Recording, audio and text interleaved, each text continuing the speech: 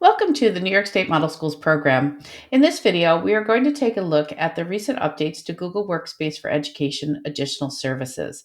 In this video, we are going to talk about Google Translate.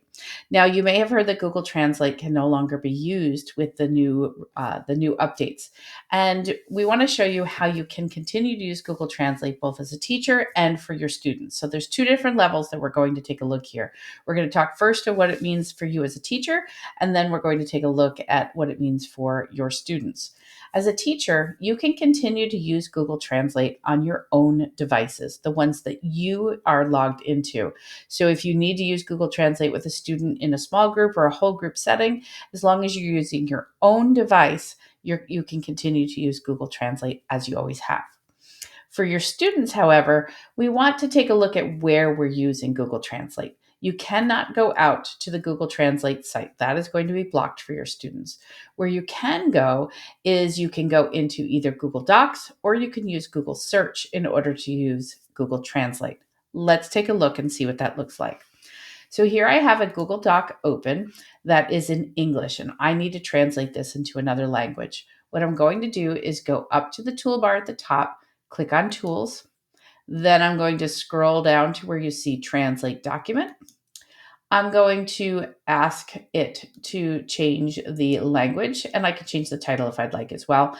But I'm going to just choose a language here. So let's say I chose, I don't know, which one should I choose today? Let's say I chose Portuguese and I click Translate. It's going to open in a new tab the translated document. So I still have my original English one. I have my translated one into Portuguese, and I have this available for me. It saves in your Google Drive just like every other Google Doc would. So that is one way that students can continue to use Google Translate. You can use the embedded tool. Again, it's under Tools, Translate Document.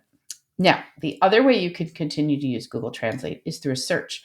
So here I am opening up my Google search. I'm going to put in the word translate.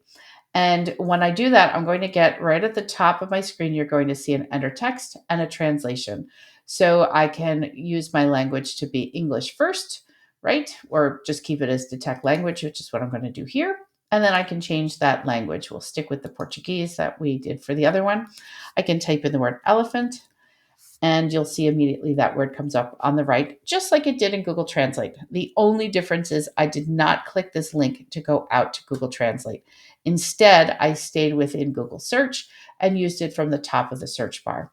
Both of those should still be open for your students, even with Google Translate blocked.